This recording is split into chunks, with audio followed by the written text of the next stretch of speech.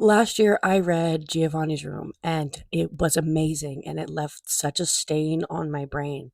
And so this year, I decided to pick up another James Baldwin. I decided to pick up If Beale Street Could Talk, and I think this might have topped Giovanni's Room.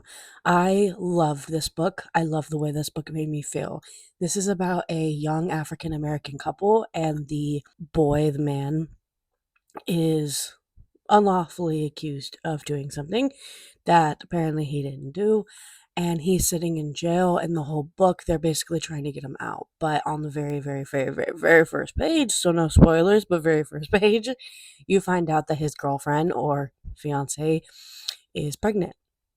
And so he's sitting in jail dealing with that. And then his girlfriend, which I would argue it's mostly about his girlfriend, is trying to get him out while dealing with the fact that now she's pregnant, and what happens if we can't get him out because of the society that we live in is trying to keep him in there. The romance was way more fleshed out than I was expecting. I was expecting it to be leaning way more on the crime, but it was way more romance than I was expecting, which was phenomenal.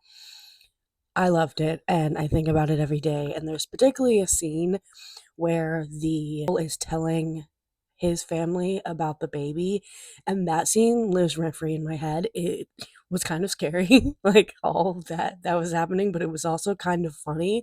Like I was cracking up at some of the things they were saying to each other.